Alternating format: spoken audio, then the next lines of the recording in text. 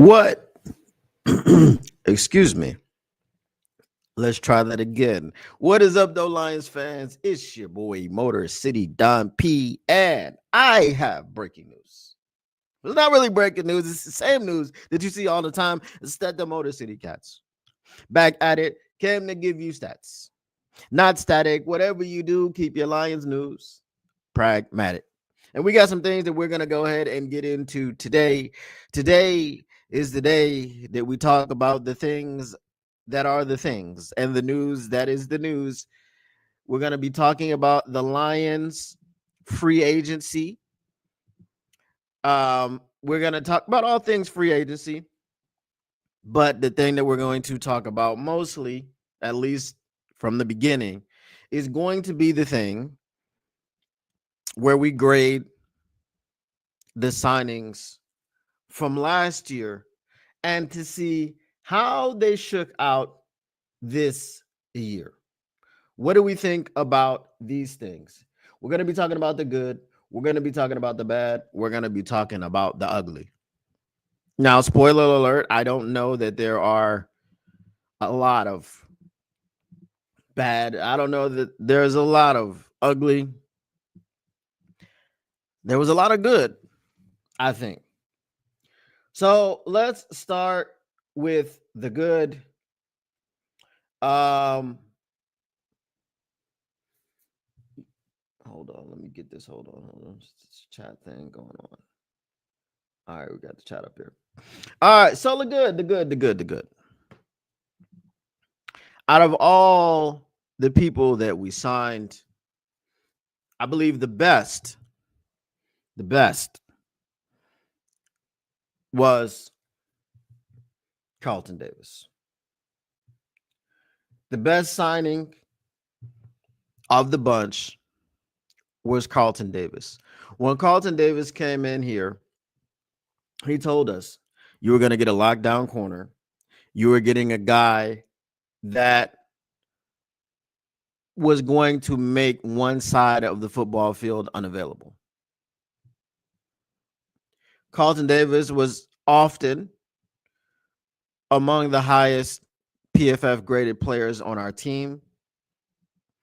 He was often not giving up touchdowns. He was often not giving up receptions. I won't say he was often getting turnovers, but he did force some turnovers. I think he had a few punch outs and he had a couple of interceptions in one game. I would submit you said Bates would be the best signing. Okay, not bad. But I would submit that Carlton Davis was the catalyst, not the reason, but he was the catalyst to the turnaround in Houston, where we were able to come back after giving up 5 turnovers. Comes out while Dan Campbell is giving his little interview after the halftime, while he is speaking, talking about we need a turnover, Carlton Davis gets the turnover. Now, I know that wasn't it wasn't live. Okay. Some people thought it was live. No, it's not live. They actually talk a little bit before this and then they play it when they start. So Dan Campbell wasn't talking to the sideline reporter. He was on the sidelines because he's the coach. So he's coaching the game. He's not over there giving interviews. But that was pretty cool how he got that pick. He did say in the halftime locker room that as soon as CJ Stroud throws another out route, he's going to jump it. So obviously there were some things that he saw in the first half where he was like, this dude is gettable, so I'm going to get him. All right, though. What up, though, Tactical Sport? We got you. I don't know if Easy's going to be joining us today. There may be some not homework. What up, though, Ronin99? I will not butcher your name. I will not call you Runyon. It's the Ronin99. So Brent DeWitt says Bates and Amik, if CD3 would have stayed healthy, he would have been my number one. I can't deny those things. It's a good conversation. It's a good conversation. Um, the route was definitely jump. Yes. I feel like Carlton Davis also, his play, his leadership, his mentorship is going to have a lasting effect. I don't know what Ennis Rakestraw is going to be. And I told people before, we call him Ennis the Menace and all this.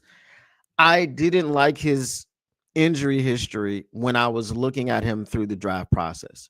We don't know what he is. He's not a bust. He just was injured, and he was not going to play over Amik, right? He wasn't. You don't expect for us to sign a veteran cornerback and have him be beaten out by a rookie, right? So when it was the bloodbath and all this, and we're going to bring in all this competition, Brad Holmes did what he said he was going to do. It was what he said it was going to be. And his Rakestraw just wasn't ready. Just like when we look at Terrion Arnold. Now, I said that Terrion Arnold was going to be good. I said this because his coverage is very sticky. I recognize the coverage skills that he has. I used to play corner, and I was pretty damn good at it. But obviously, this was on the high school level, so I can't compare myself. I'm not trying to compare myself, but I am saying that I understand what I'm looking at when I look at a corner, which is why Jeffrey Oh Hell No Kuda, okay, is a guy that I looked at and was like, who is that? Never heard of him before. Okay. Looked like he'd never played football before, ever. Terrible player. Not good at all. I don't know why. I hate that man so much. Maybe I'm gonna have to sit down and lay down on the couch one day. The psychiatrist couch. Pause. I'm not. It's just like you know what I'm saying. You get it. Maybe I have to lay down on the couch and figure out why that man bothers me so much. But anyway, it's night and day. Okay, I'm not sitting here telling you it was a wasted pick. I guess I'm going back to that because I did tell people that Jeffrey Oh Hell No Kuda was a wasted pick. We should not have picked him at all in any round. Terrion Arnold, I don't see him getting burnt. He does play out of position at times. Is he giving up deep touchdowns every week? No, I think he only gave up 6 for the entire season, or 4 to 6. Jeff Okuda gave up 6 in 6 games. Like, he just, anytime he was in there, he's going to get burnt. Terrion Arnold learning under Carlton Davis is something that is going to be a lasting situation for the entire year. Not the entire year, his entire career. If you look at Darius Slay said the person that turned it around for him, that got him right, was Rasheed Mathis. So he had a vet in there that taught him the ropes and helped him to become the player that he is today. And now, even still, the fact that after the Super Bowl, he's the rumor is that he's going to be let go by the Philadelphia Eagles. So the fact that he's going to be let go of the Philadelphia Eagles hasn't deterred Lions fans. Many people want him to come back, even though he is older and he's about to be let go by a team that's going to the Super Bowl. Which, are they going to win it? Are they not going to win it? No, I don't know. I have my reasons for not wanting them to win, but it is what it is. So I think Carlton Davis's impact is going to have a lasting effect on this team, whether he is here next year or not, whether he signs a 2-3 year deal and plays it or doesn't play it or not. 5 years down the line, when you're looking at Terrion Arnold hopefully being, fifth-year option picked up, and we're talking about the massive extension that we need to sign Terrion Arnold to. A lot of that success, a lot of that understanding of the game and how to be a pro and how to go about your business is going to be lessons that he learned from Carlton Davis. So I think Carlton Davis's signing was a huge, huge deal. All right, let me get to the chat. Let me welcome everybody in the chat. So we got William Montaven. What up, though? Tactical Spork is here. What up, though? Ronin 99 is here. What up, though? Brett DeWitt. What up, though? TaylorMade Media is here. What up, though? TM Martin Esquire is here. What up, though? Armenian Man is here. What up, though? All right. So let's see what we got going on here. So Brent DeWitt says it's Bates and Amik. If CD the third would have stayed healthy, he would have been my number one. I can't be mad at the healthy thing. I can't. Good evening, Chef, and everyone. Good evening, TM Martin. Good evening, counselor. Terrible coach at the time too. Yes, very bad coach. Fatty Matty Patty. You guys remember him. He has oh hell no phobia. No, it's not phobia, because it's, a phobia is defined as an irrational fear. I have a very rational hate, so it ain't a phobia. Why would you want a three-peat? What have you got against the Eagles? One of my friends is an Eagles fan, and for reasons, it was business reasons, that we got involved in a business together. It was a sports consultancy firm, and we don't talk a whole lot too much anymore. And even if we were like talking daily like we used to, he's always been a person that has ribbed me for being a Lions fan.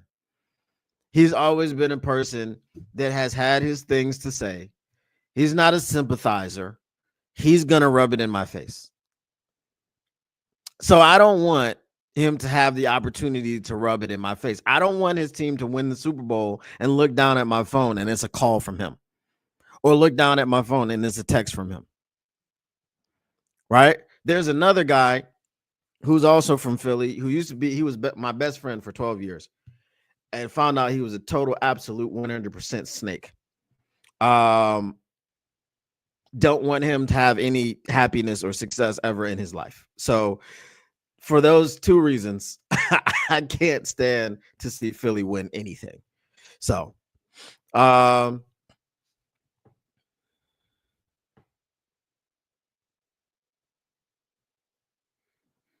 right. Dynastic football. It's not me being into dynastic football. It's just me not wanting to see Philly win anything. That's all. Sports consultancy. Okay, I'll tell you guys about the sports consultancy in the hangout portion of the situation.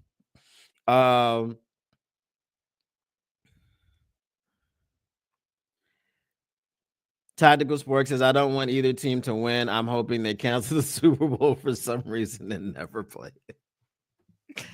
That would not happen at all. That would not happen at all.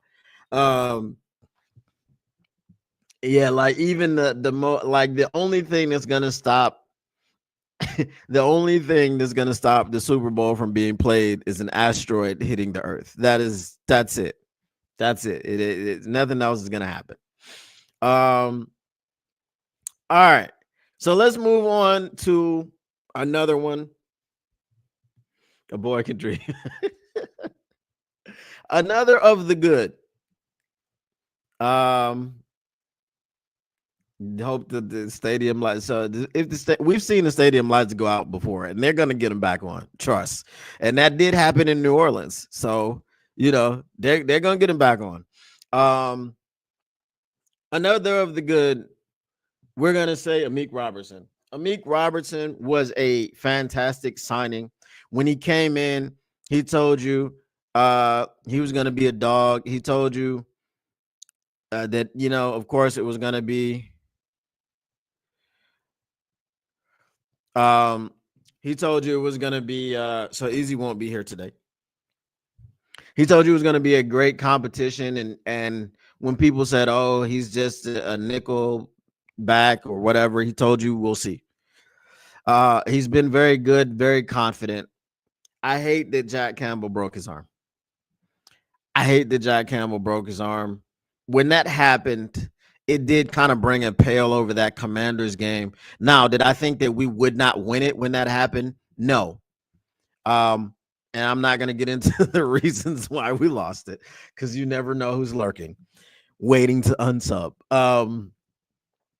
And obviously the argument about these things, when people tell me that my eyes didn't see the things that they saw because I'm a casual, it does kind of, it's annoying. Not yet, broski.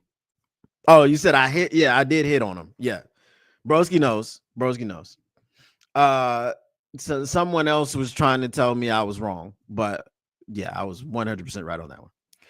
So Amik did come out and have the competitive fire. He was great for us in the slot. He was even better on the outside. Some people thought that he was just a slot, but if you had seen him, or if you had like done any research on his career, they tried to put him at the slot in Las Vegas like one time, and they had drafted Nate Hobbs, and they felt Nate Hobbs was a better slot corner. So he played on the outside most of the time, which is why once he moved to the outside, when he has that viral clip of him knocking the ball away, chasing, like catching up with Christian Watson and jumping up in the air and knocking that thing away to seal the victory over the Packers while he was playing for the Raiders, he was playing on the outside. He was guarding Christian Watson. So I was not surprised at all when he had to move to the outside due to Carlton Davis having a broken jaw, and the way that he performed for us out there, the way that he was phenomenal against Justin Jefferson and all these things. I wasn't surprised. So that was a great signing. It wasn't just good, it was great. So any disagreements with that?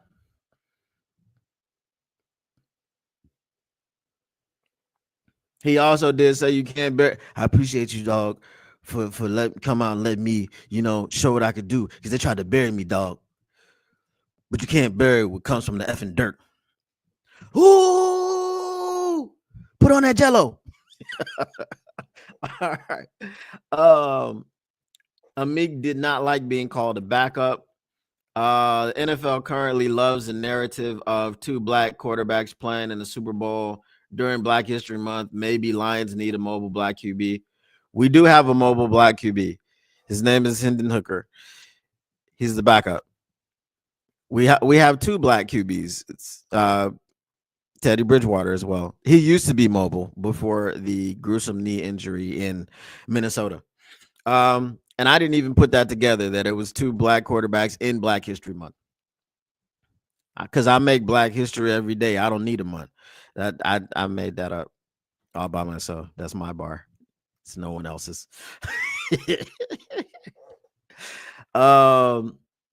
You're just a hater of the independent Aquaman fan club. MCDC said that what impressed him about Amik was his outside cover skills. Yeah, but it's the thing was, people were just being lazy. They looked at Amik and they're like, "Oh, he's 5'9", he's just a slot corner anyway." But that's what I'm saying. Like, if you researched the guy just a little bit, you would have seen that he was mostly an outside corner.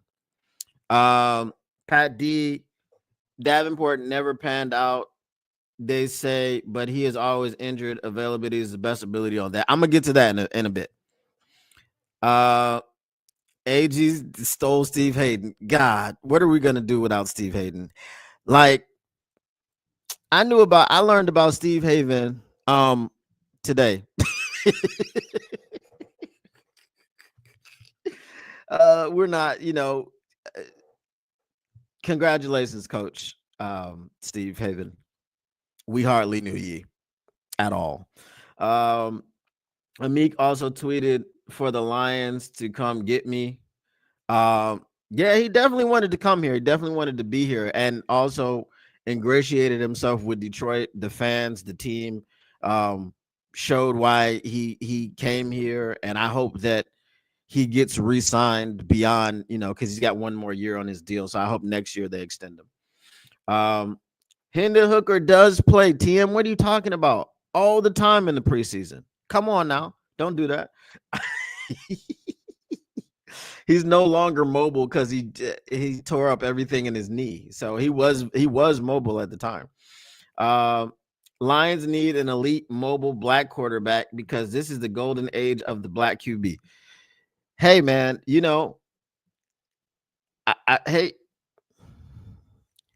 I'm not gonna disagree. I'm not gonna agree because again, if I do agree with that, then I'll be painted as a race baiting Jared Goff hater. So I don't want to do that. My podcast isn't big enough to recover from that at this point in time. Are you saying get Jalen Milroe? Again, so we talked about this yesterday. I think it was yesterday. If you drive Jalen Milroe, if Jalen Milroe does a whole Jamal, why am I calling him Jamal? Lamar. If Jalen Milroe does a whole Lamar Jackson and he's there at 28, if you get him, you better play him. That's the only thing, because if you get Jalen Milroe,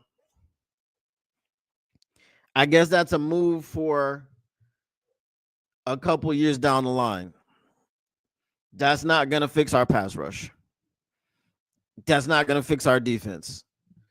And the first time, like not even the first time, every time Goff throws an incomplete pass that maybe it was behind the receiver, maybe it was too high or too low, people are going to start calling for Jalen Milroe. So you're asking for some trouble.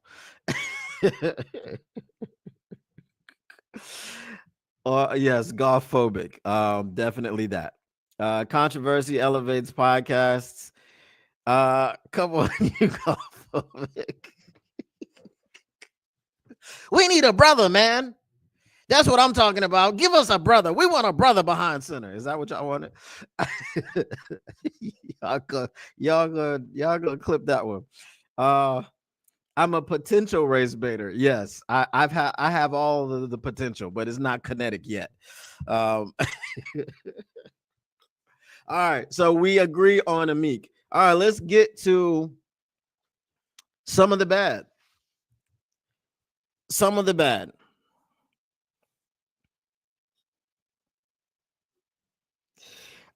Do the practice squad, like, do the guys count? I just want to know if you guys think that they should count the people that we had to sign, just be like the Jamal Adamses and the those people. Do they count? I saw Mike Green going on. I did see that. Armenian man says we need a white corner. We had the opportunity. I mean, there was Quinyon Mitchell and Cooper DeJean. You didn't see Greeny? Oh, he was doing some things. Why would we move on from Khalif? I think Khalif signed like a 3-year extension in the offseason. NFL has a serious issue with the perception of rigged games, and particularly in favor of Kansas City. If the NFL doesn't start using the line spotter technology to overcome horrendous referee calls, fans will revolt. Here's the problem with fans revolting. We're not going to do it. I'm not going to. So quit asking. The NFL is the best product on television. It is the best in sports entertainment. It is the number one sport in America. It is America's game. It's not baseball anymore. surpassed baseball probably 20 years ago.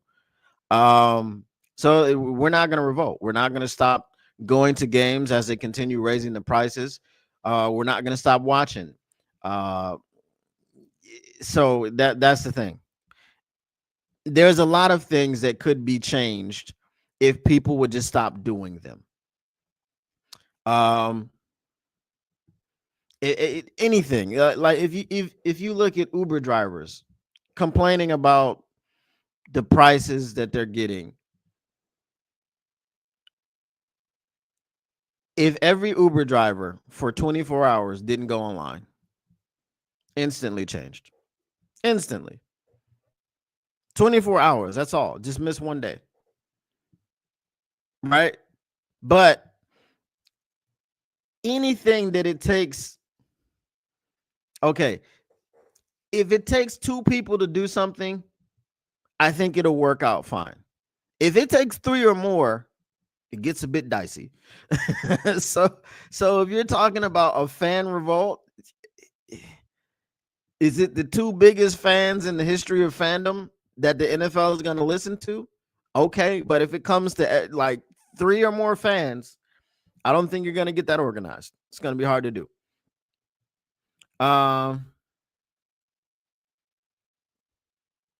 See, Brent DeWitt is leaving. I didn't say anything racial. I was joking.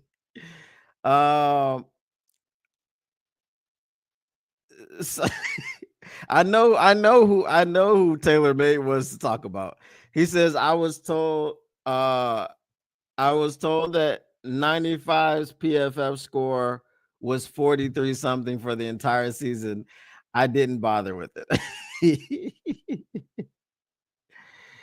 There's a call to boycott this year's Super Bowl, but who's going to boycott? They're not going to. I guarantee you. I can guarantee you that this Super Bowl is going to report amongst the highest ratings in the history of the Super Bowl because it's not a boring Super Bowl. You know, there's one Super Bowl that I actually fell asleep watching. Can you guys guess? Can you guys guess which Super Bowl I fell asleep watching? What up, though? J-Rod 313.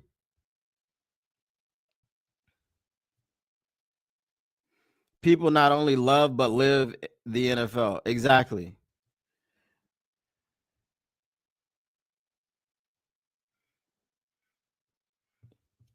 You will, Tufna, but the most people will not.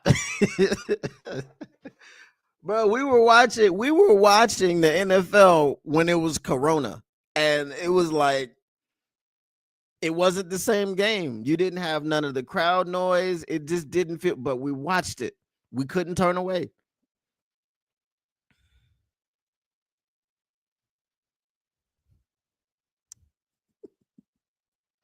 Most TVs are bought this week and next. Big facts. TM,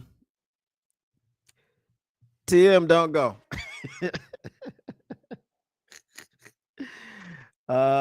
We love TM here. All right. So give me some of the bad. What do you guys think? We don't give me Marcus Davenport. Spoiler alert. Don't give me Marcus Davenport. Rams versus Pats was not it. That is not where I fell asleep. And I think it was probably a very low-rated Super Bowl.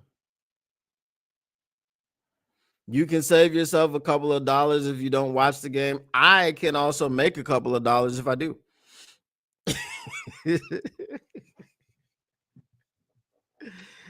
No, it wasn't very recent. Let me see. I want to say it was in within the last 15 years. That's what I can get. What up, though, Motor City Maniac? He said, I'm a Lions fan all my life. Why would I turn off football now? LOL. I'm picking up what you're putting down. I see what you did there. I have seen the NFL played in black and white. It is a perfect product for American TV and natural fit because of the pace of the game synced with commercials. Yeah, that they have it down to a science. They have it down. Listen, they have us wanting to, like, part of the experience of the Super Bowl is watching commercials. Everybody hates commercials. But when you watch the Super Bowl, part of the experience is watching the commercials. When I talk to people in Australia and they don't understand football and they're like, "Oh, there's too many stoppages, blah blah blah blah," I'm like, "Bro, you don't understand. The biggest game that we have of the season, the championship game, part of that game is commercials."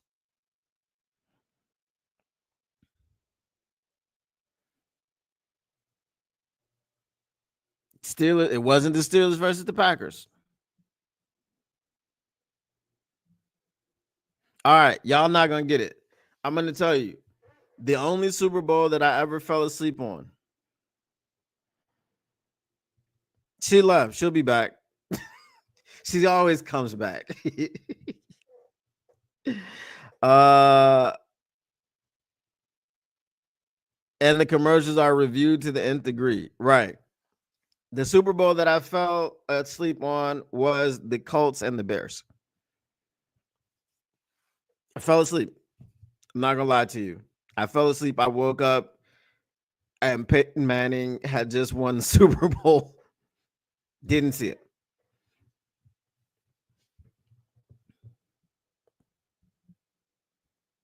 Of course, you would see that one tactical sport.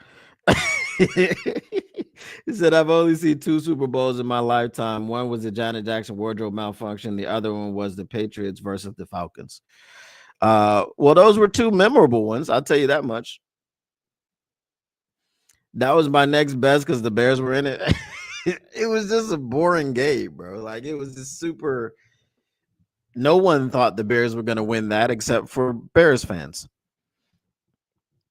And if Broski Bear comes back in, then we know.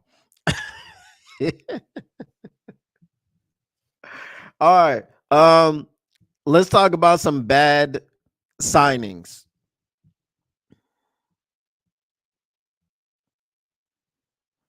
I can't really think of too many.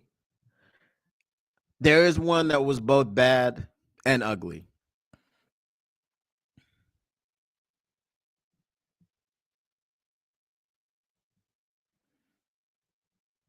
On our disappointing record on our free agent pool, leave it to the LA Rams to finally get it right with Stafford.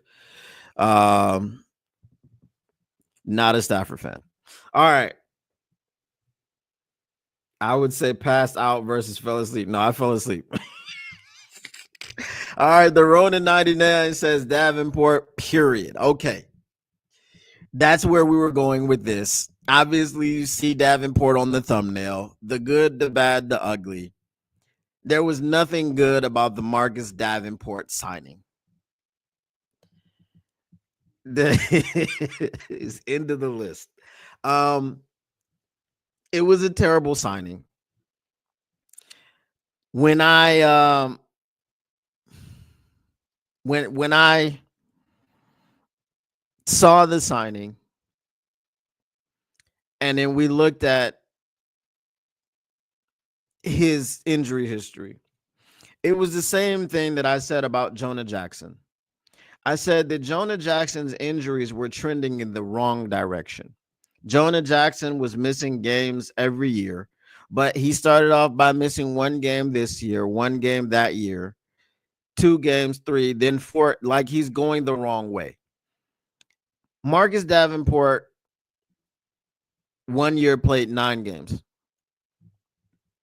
And they're like, "Oh, that was his best year." The year in which he played 9 games had his projection was blah blah blah blah.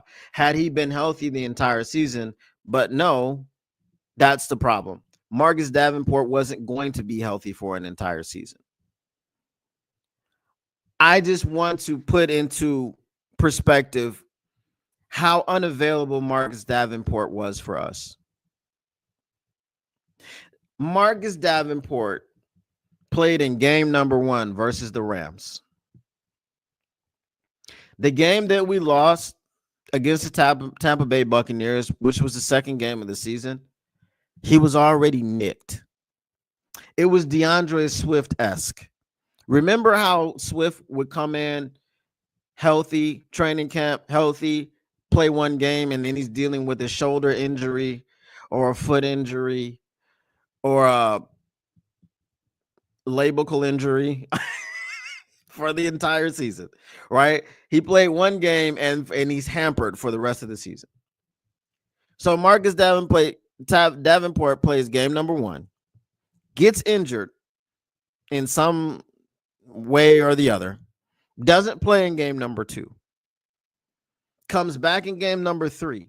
Now, whether it was a karate chop or an MMA move or whatever the case may be, it wasn't a freak accident because you expected Marcus Davenport not to be able to finish the season. You expected him to get injured somehow. But this was a season-ending injury in his second game action of the season. His second game action of the season, Marcus Davenport was not available to us. Now, was that a bad signing because Marcus Davenport is a bad player? No, it wasn't. It was exasperated by the fact that not only did people like me call it, and other people were saying, well, I think he's going to be healthy. I think he's going to be playing a full season. That person also believed that the Chiefs wouldn't make the playoffs.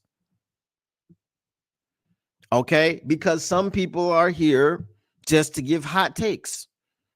They're so concerned about being right about things that they say crazy things and talk out of the side of their neck. I'm not going to give that to you.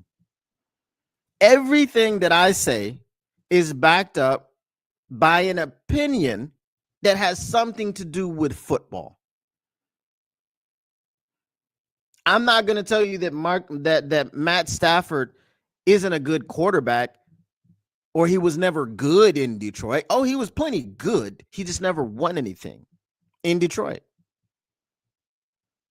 I wasn't happy that he won a Super Bowl. But I'm not going to sit up here and I'll tell you that had Jaquiski Tart not dropped that pass, Matthew Stafford has no Super Bowls. But that's what happened.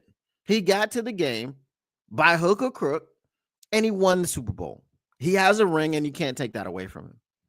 I'm not going to say wild stuff like Patrick Mahomes is trash. I'm not going to say stuff like that.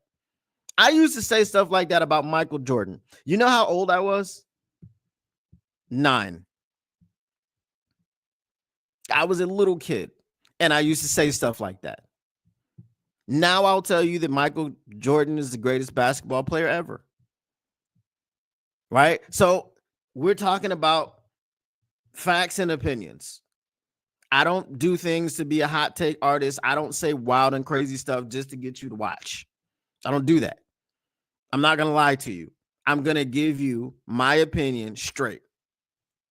So my opinion straight of Marcus Davenport was he's got all the ability in the world. He's got all the talent in the world. But the one ability that he doesn't have is availability. So because he didn't have that availability, Marcus Davenport hurt the team going forward. Because now when Marcus Davenport goes out, instead of who was available, right? Let's just say Khalil Mack. Khalil Mack, we know, wasn't available. They restructured his contract so he could stay in LA for one more year. Okay. Who was the Hassan Reddick was available at some point, but just someone else. Okay. Instead of going to, let's say, all right, in week number 3, we have an injured player who will not be on the team for the rest of the season. Now we're going to Josh Pascal, who was the backup for the rest of the season. Okay? We're dealing with a backup for the rest of the season from week number 3. Let's say we got Haason Reddick, and Haason Reddick lasted 10 games. Okay? Now you have a backup for 7. When your backup plays more games than the starter, you have an issue. Okay. And then things just got compounded from there. I'm not going to say that Marcus Davenport's injury led to anybody else's injuries. That's not the case. Marcus Davenport's injury made our defense less potent when he was supposed to be brought in to make the defense potent. Now, the contract was fine. It was a huge risk. It was a huge risk.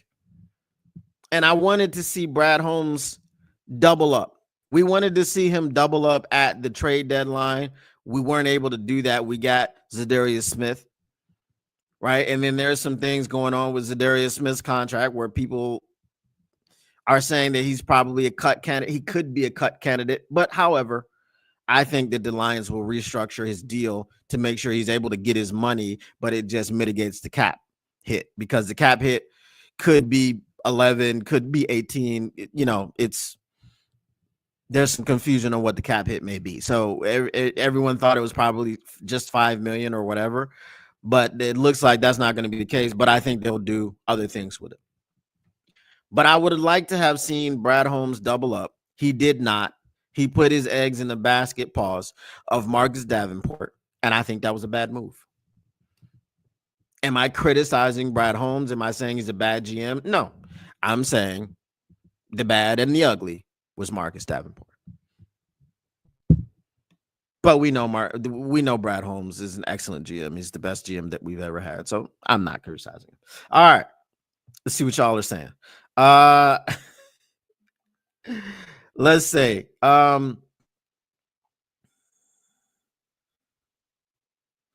bring in Odeyingo, Foskey, Peyton. Is this in the draft? One or all, whatever. Davenport is a dog. Davenport for sure is a dog for 1/17 of the season. Same organization, right? But it's funny, after Holmes leaves, they get it right. So I'm guessing you're not a Holmes fan, but Holmes wasn't the GM in LA. He did karate chop the heck out of Marcus, but it felt like we were just waiting for it to happen. Yeah, I mean, you know, if it hadn't been the karate chop, it might have been slipping in the, getting into the cold tub. I don't know. He's Davenport phobic now. Hand fighting in the NFL is violent. Davenport didn't win his one-on-one. He definitely didn't win that one. Broderick Martin was a bad signing. Broderick Martin wasn't a signing. He was a draft pick.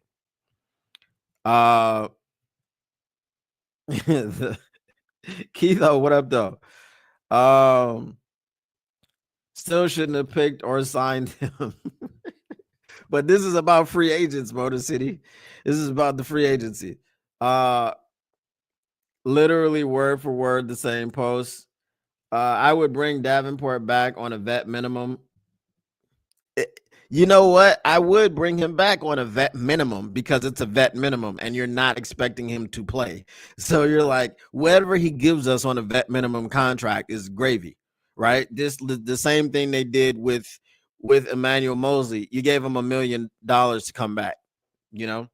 I wasn't whatever, and that's why I can't even talk about Emmanuel Mosley as a good or bad or ugly. It's because it was inconsequential. It was $1 million, right? You didn't miss out on Matthew Judon or Haason Reddick because you didn't have that extra $1 million to sign them. That wasn't the case. Martin was BH's project pick last season. It was Manu and Baki. So, I mean, again, Broderick Martin, we don't expect anything from him. But remember, it's the 3-year period, right? So I'm not a fan unless it's Jeff Okudah, okay, because he was instantly garbage, Okay, and I instantly saw that, and I instantly told everyone. Okay, and now you see he's on his third team in 3 years, and probably will be somewhere else next year. Just calling a person a bust as soon as they come in the league, I don't subscribe to that. I'm not going to call Terrion Arnold a bust. Broderick Martin doesn't play. He doesn't have stats. I get it. He did get into a game or two this year, and I didn't think that he did great. And in another game, I didn't really notice him at all. So we'll see what happens with Broderick Martin. He's got one more year. And if he doesn't do anything next year, if he doesn't get into any games and he doesn't make an impact, then in the third year, you can say officially it was a wasted pick and he never was going to pan out.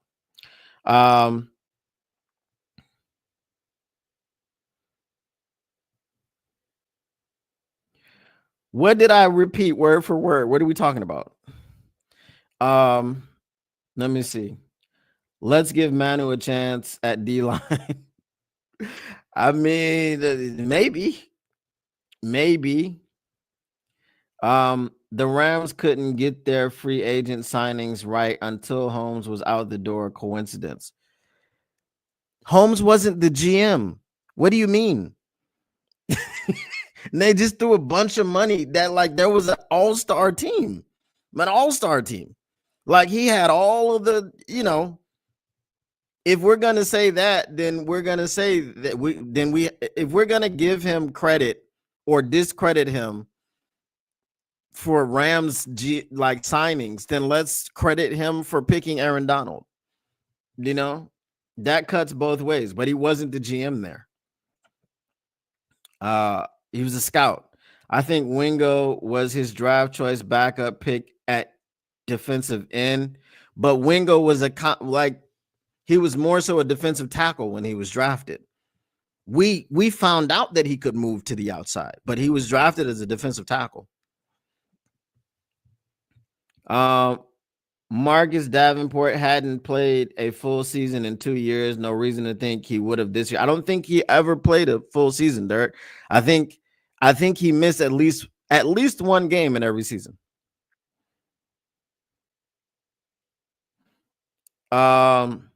Or Davenport can go to the Bears, so we know that he will play him for what. We don't even know when we're playing the Bears. If we're playing them early, if we're playing the Bears the first game of the season, Davenport might be available, okay, unless he gets hurt in training camp. If we're playing the Bears deep into the season, like we did this year, Marcus Davenport won't face us.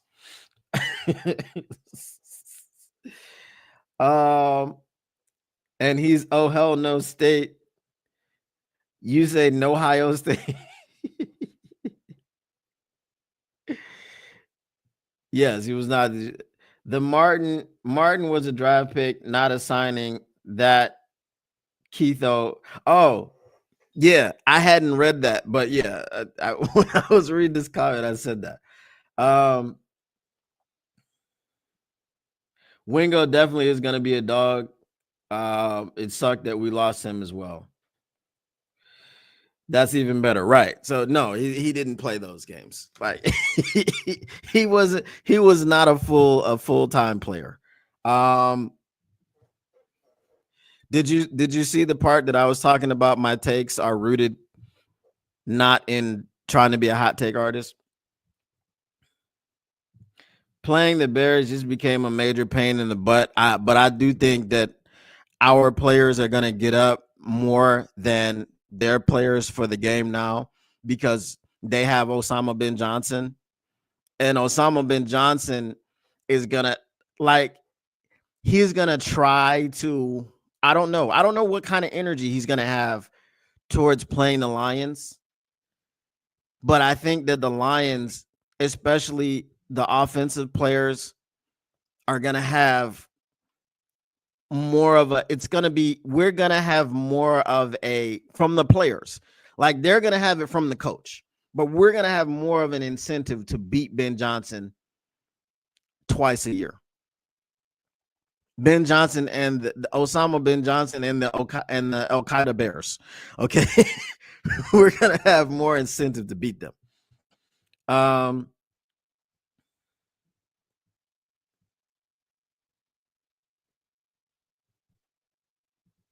How can you sign Garrett or Crosby? Because they're not available. They're not free agents.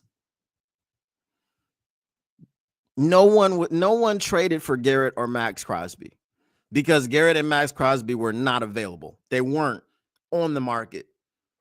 Unless you wanted to give up your entire team, neither Max Crosby nor Myles Garrett has moved from the franchises that they're on. Myles Garrett is committed to playing in Cleveland. Max Crosby, we don't know. But but Brad Holmes did make the call for Max Crosby. He made the call.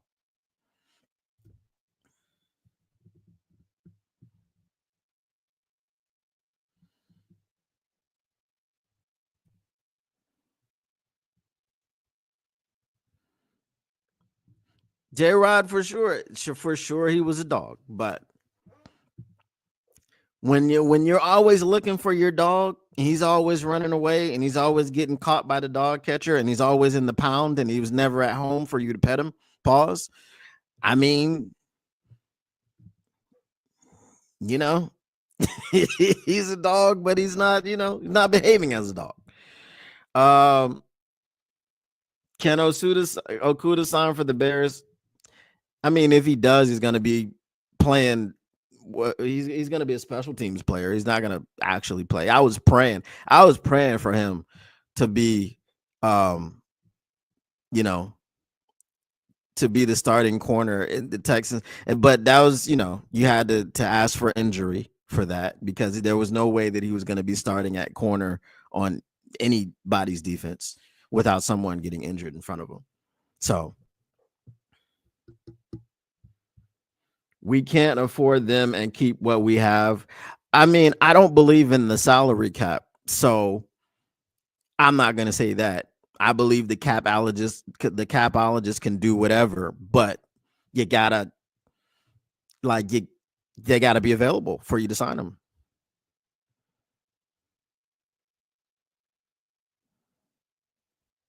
Which Ward? Jihad Ward or Jimmy Ward, or which Ward are we talking about?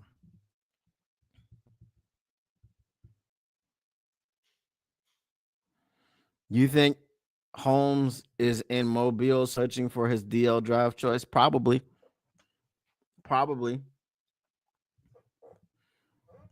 Like Mike Green is over there doing work. I'm definitely gonna have to get into more of the draft. I definitely have to get into the prospects. Dolo.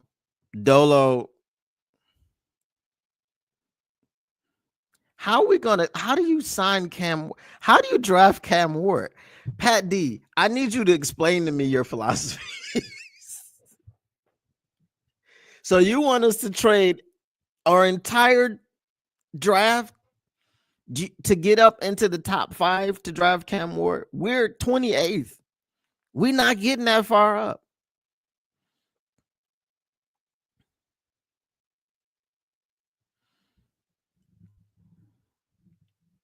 We're not.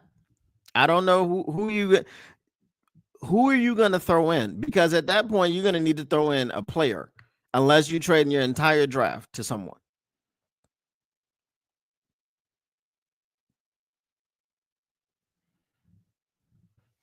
And then you want us to rebuild for what? Why would we rebuild at the point where we just went 15-2? And I can't say why we lost the game. Okay. But it wasn't our defense. It was turnovers. I can't say why we lost the game. They'll come for me. Okay. I have to walk out of my house and look over my shoulders. They will come for me. It is a mob.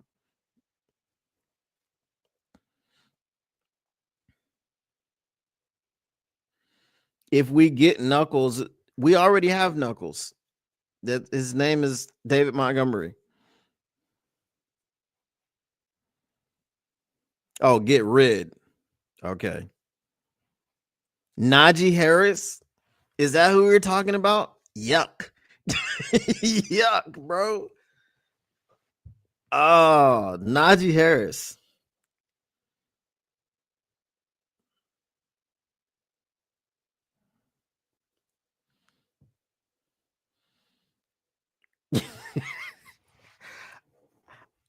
move off of Deshaun and give us Garrett, and they get none.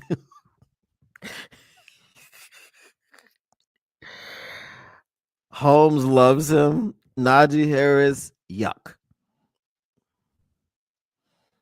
I really like Nate Lynn till he got hurt. I hope we give him another chance. Bro, like I said, Najee Harris, yuck. All right, there was another thing. Since we're still talking about free agency, there was another thing that I had here. It was a list of potential cut candidates, and we're gonna see what you guys think of this list. Let's see. So the list of cut candidates are as follows. Okay, someone did say Khalif Raymond was on the list. It looks like he is. Reeves Maben. What do you guys think about that? Do we bring Jalen Reeves Maben back? Do we not bring Jalen Reeves Maben back?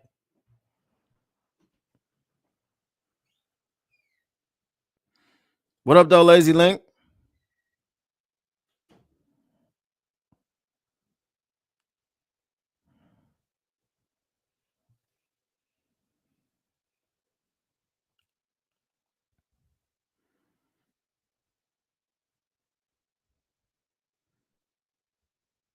Bummed to hear about Engstrand and Hayden are leaving.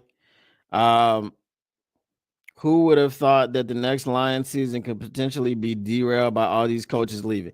Hayden was only here for a year. And like the tight ends coach has been like a 1-year rental like every year. Engstrand just wasn't ready. Like he just if Engstrand was who we thought he was, I think Dan Campbell would have promoted him. But I just don't think he was ready to take over there. You would cut Maben personally.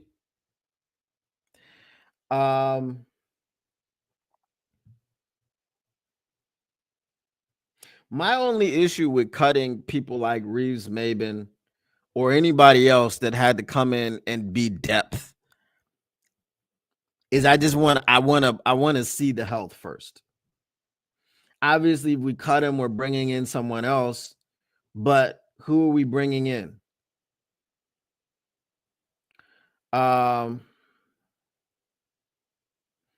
Let's see. Who else? So the Zadarius Smith is a cut candidate. I don't really think that we cut Zadarius Smith. I think we simply, I think we simply like restructure him. I don't see why you would cut him. Let's see here. The Lions have the 8th most cap effective 2025 cap space in the NFL at 43.9 million, according to Over the Cap right now. So there's not a lot of pressure to clear space anyway. All right. So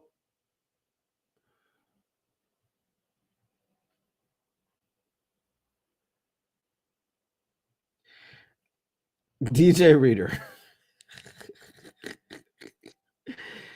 DJ Reader is a cut candidate. Is anybody trying to cut DJ Reader? All right. Great. Glad your homework is done. Weight off your shoulders. Oh, you mean Cam Ward is a rebuild for the Browns with a Montgomery backfield? They get cap space cutting Deshaun. We get Garrett. I don't think Montgomery for Garrett is really a. I don't. If you're taking back someone for Garrett to aid in your rebuild, I don't think it's David Montgomery.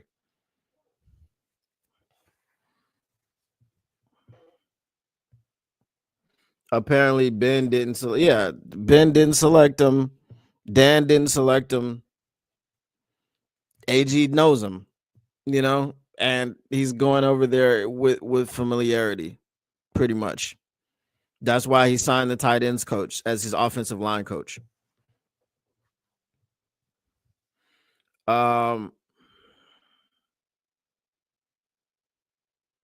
Yeah, so no way.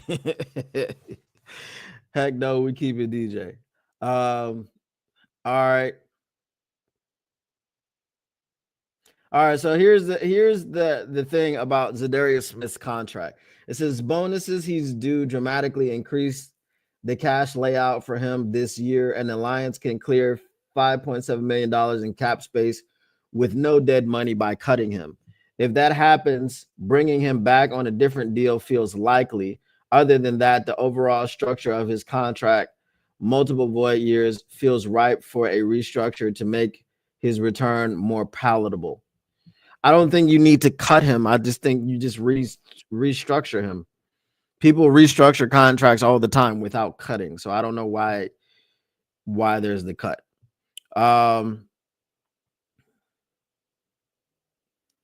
So Khalif Raymond and linebacker Jalen Reeves-Maybin. Is anybody in favor of cutting Khalif Raymond? Says Raymond is one of the best returners in the NFL, and he led the league in punt return yards this year, despite missing 5 games with a foot injury.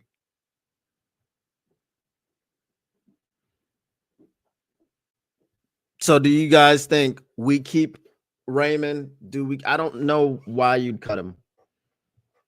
If you're not pressed for cap space, I don't think Raymond is a person that you come to with a cut. A restructure, yes. A cut, no.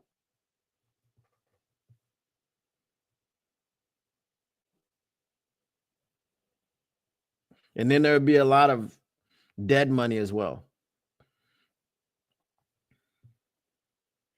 But those are the only cut candidates that they had. So DJ Reader, Zadarius Smith, Khalif Raymond, and Reeves-Maybin. So I think the only one that you guys have said is to cut Reeves-Maybin.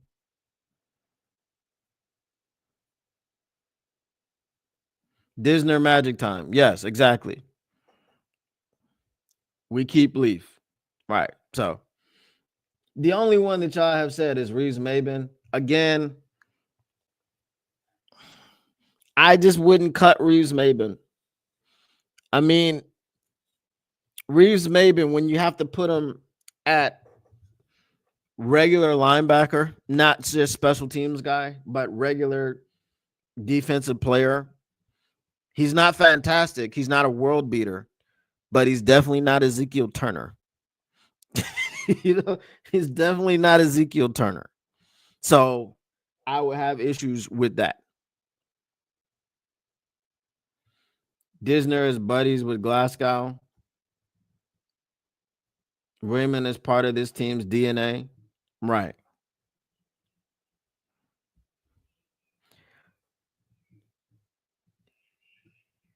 All right. So is TaylorMade still here? If TaylorMade is still here, then I'll tell the story. Younger Glasgow. Younger than. Disner is younger than Glasgow? That's crazy work.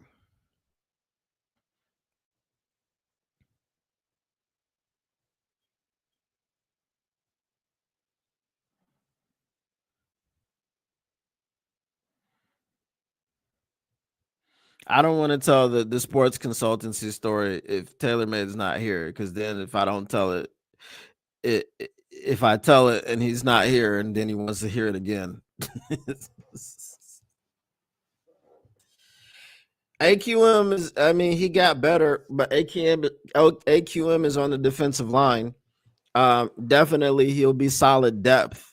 All right, TaylorMade is here. AQM, AQ. Why do I keep AQ? What is AQM? AQM. Say the letters. Now I'll tell you who we can.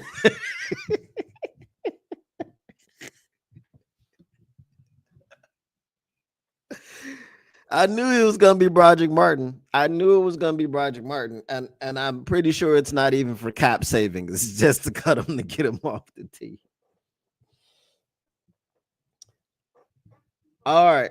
So I'll tell the story of how the sports consultancy will work. How my sports consultancy came about.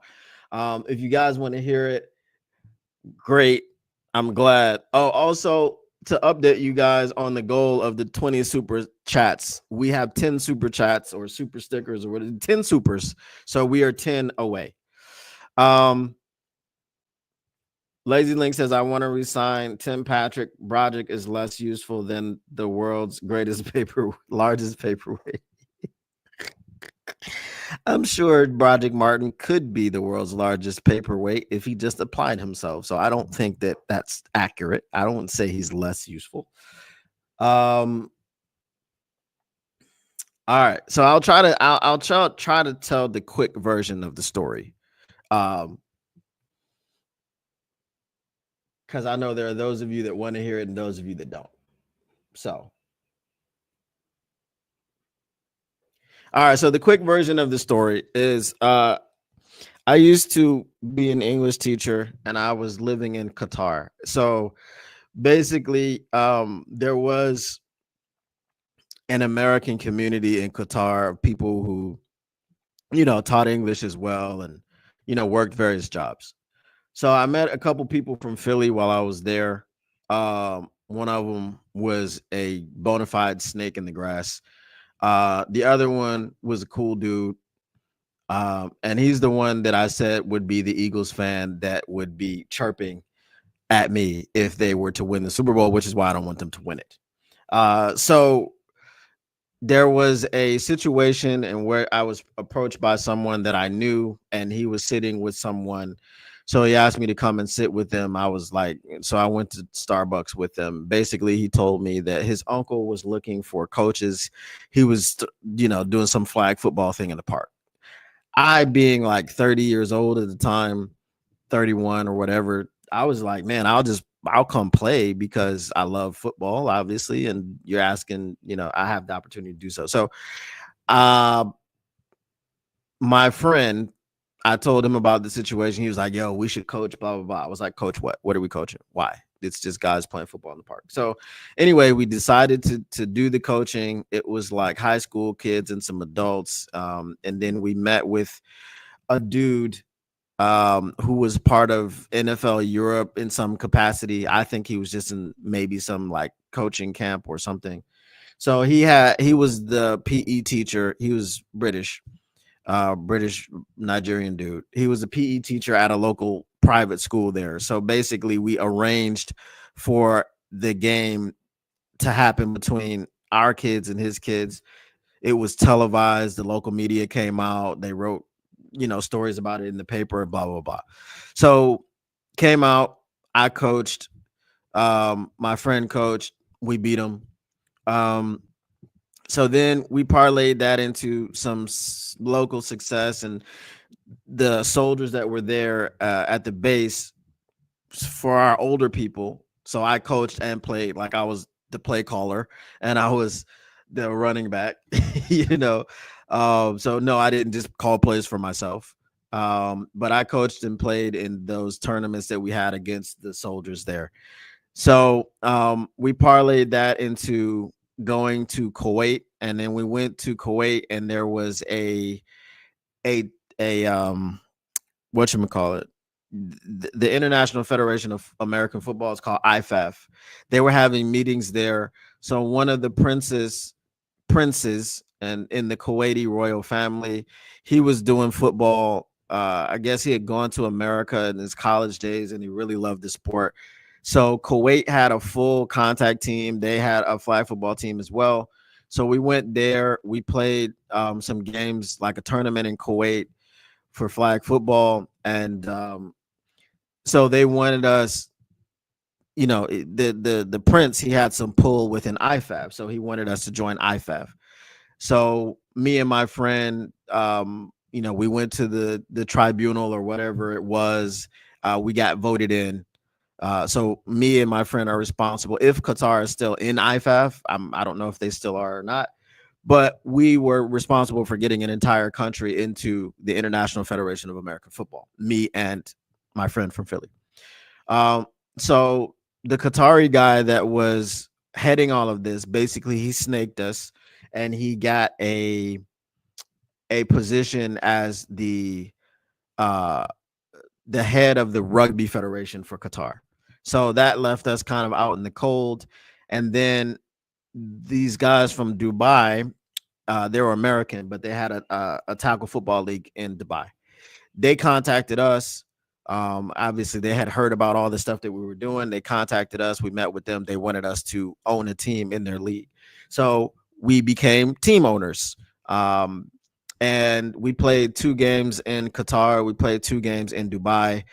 It was our, high school aged kids versus theirs in the league, because they had a men's league. They had from little kids all the way up to men. So played in that league, and then there was some political stuff that happened. So Qatar was no longer able to. You weren't able to. There was a blockade. You weren't able to fly to the Emirates or to Qatar anymore. So that all fell through. So while we're doing all of this, my friend and I started a sports consultancy business called Extra Point Consultancy. Because during this time, when we were doing the flag football thing, our quarterback was from Denmark, and he was like, "You guys should come to Denmark and do some guest coaching. I'll clear it with my coaches." So that summer we went to Denmark, and we put on a few camps. I was coaching running backs and DBs. He was coaching line, and then there was a situation where I had found somebody to do our Instagram page, and this guy that I found to do the Instagram page just so happened to be the cameraman for Coach Snoop in his league. Snoop Dogg, yes. So basically, we were trying to organize some things with Snoop. For whatever reasons, those things they fell through. I was basically trying to organize a world tour where we would take, kids from Coach Snoop's league, and we would go and play in Europe and all these places, and then maybe take a kid or two from each stop, and then have them kind of integrate and play. And we're going to these other places, and we were going to film it and have it, sell it to like Netflix or whatever. But logistically, it just didn't go through. And then we had some other situations where we were trying to get some things going on in Germany. We were trying to get some things going on in Japan, but we just kept meeting resistance from like the coaches out there. I guess they just didn't want to, anyone to steal their shine. Like the dude in Japan was really, really, really, really American guy. Really had no interest in anybody coming to do anything. That was like football in Japan was his. It's mine, So it was just that type of thing. And then when it disbanded when the last time I was in Australia, and I was trying to get the contact information for the people in IFAV here. And my friend was trying to get some things going, and he was trying to put together some lineman camp or whatever, and he didn't want me to reach out to the people because he didn't have this thing prepared yet. And I was like, I don't care nothing about that. I'm trying to do DBs. I just need, information. And so it just kind of fell through. Like he had connections within the Eagles through his mom, and he would just never use the connections that he had. And during this time, I met Hussein Abdullah from the Chiefs. He came to my house in Qatar. He put on a camp for our flag football team at the time and all that stuff. So it was a long couple of years. We got to do a lot of cool stuff. We got to be involved in international football. And yeah, that's the story of the football sports consultancy business that we had. If you guys want to see anything, it is still active on Instagram. It's called Extra Point Consultancy. If you want to go, I have a interview series that I started with some of the the international players over there, the people from Denmark. I traveled around Denmark, went to a few different teams, so interviewed the players and got their stories and how they got involved in football and all these things. So yeah, it's still up there. And then I had a part of that series. I just started reaching out to people in France and all these other people, all these other countries, and I had them send me their interviews. I gave them questions and I had them send them to me. And it was like that. So yeah, it was a whole series talking to international players of our sport. So that was that.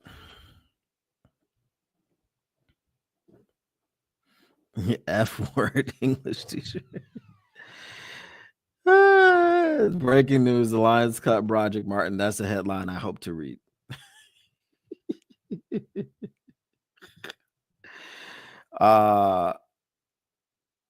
Is Snoop involved with Diddy? This was like 2013. I don't know. I don't know anything about what's going on now. Here's a question: do you think that the Lions really had interest in Larry Foote, or was that just a Rooney Rule interview, or does the Rooney Rule not apply for assistants? I think the Rooney Rule it may apply for assistants, but I don't know why you would have to. I guess because I don't know why you would have to interview a minority candidate if you're promoting a minority candidate from within. It just doesn't seem to make any sense. You to Don P. TaylorMade, I'm glad you liked the story. Now, if anybody else wants to hear it, they can refer to this episode.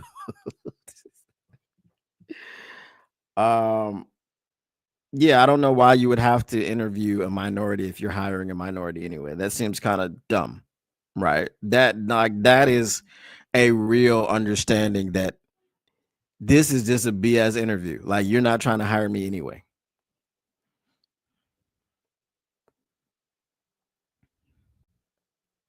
It's like the whole affirmative action thing. It's just like we're hiring a minority anyway. So what do we have to do with that? I don't know. Doesn't make a lot of sense to me.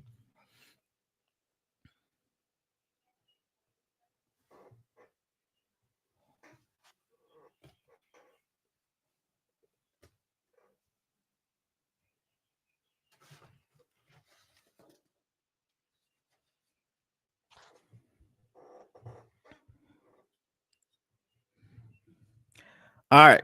Any more questions?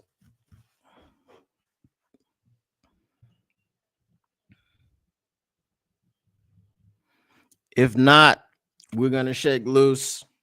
Anyone else that wasn't here yesterday, the plan is to we're going to get a mock draft done with 32 members of the chat. There will be people.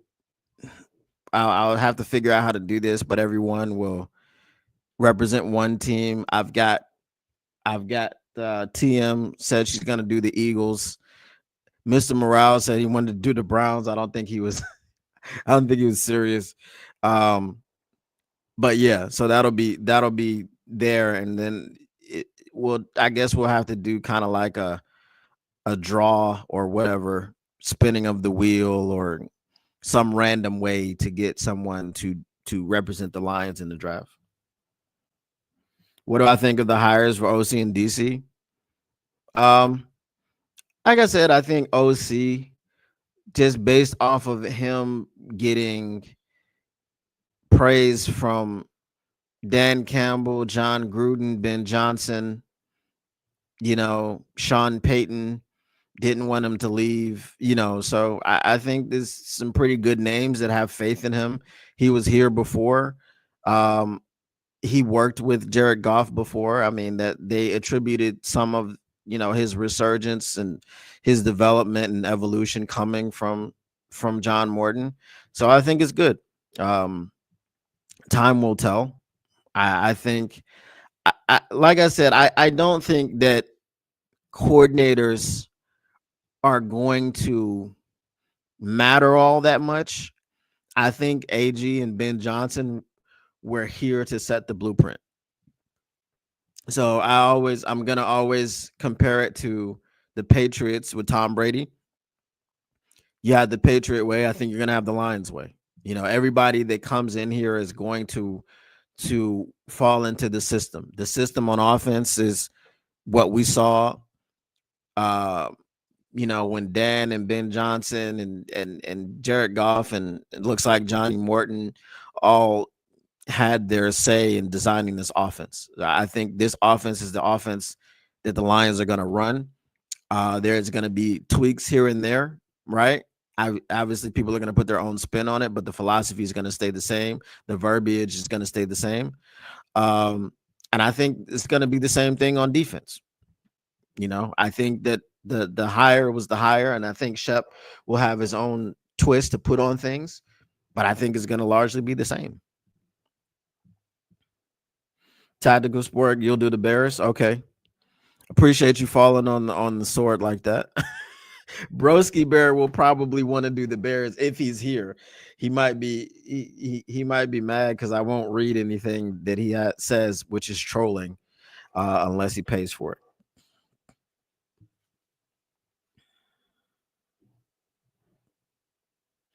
All right, J Rod will take a non-taken team.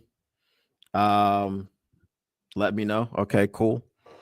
And we're probably planning it now. We're probably going to get into. We'll probably do it obviously when the draft season is in full swing. Also, that's when I will ask you guys to start sending me in your own mock drafts, and like we'll talk about your mock drafts and stuff like that, and you know we can do that as the show or the segment or whatever the case may be. People can grade it, you know. He said my Bears picks won't be serious. I'm gonna make the Bears bear. With the 4th pick in the NFL draft, the Chicago Bears take kicker Maduliun Guanholio out of Brazil Secondary Academy.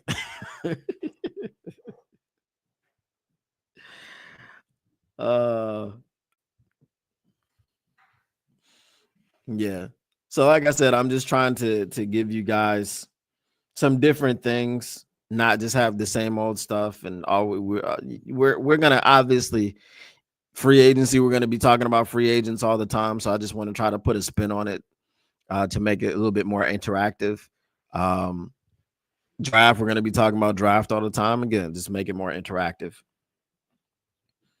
Cornholio. I need TP for my bunghole.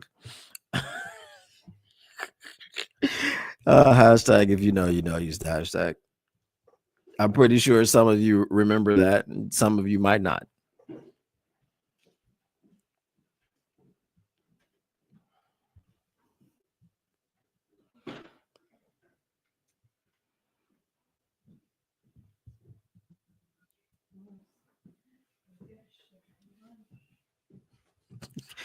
J Rod has 3 hashtags, so he knows exactly what I'm talking about.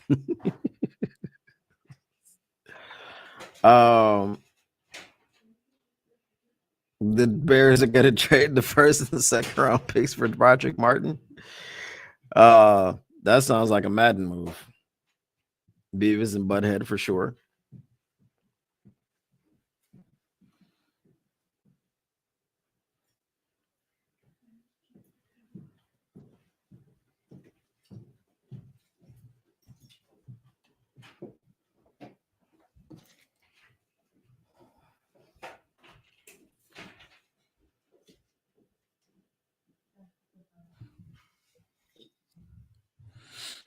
All right.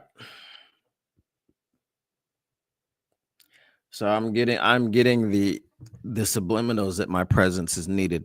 So I'm gonna go ahead and wrap it up, you guys. I appreciate you once again for hanging out, stopping by for a drinking conversation.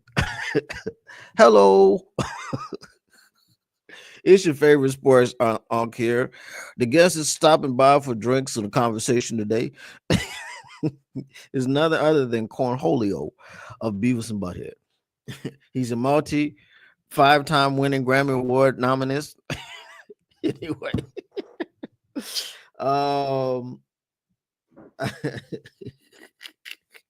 all right, guys. Appreciate you once again. Motor City Cats back at it. Came to give you stats, not static, whatever you do. And I can't tell you what to do, but if you want to go ahead and take my advice, make sure you don't listen to people who tell you that Chiefs won't make the playoffs because they're in their 3rd straight Super Bowl. But make sure you keep your Lions news pragmatic, and we are out of here. Peace.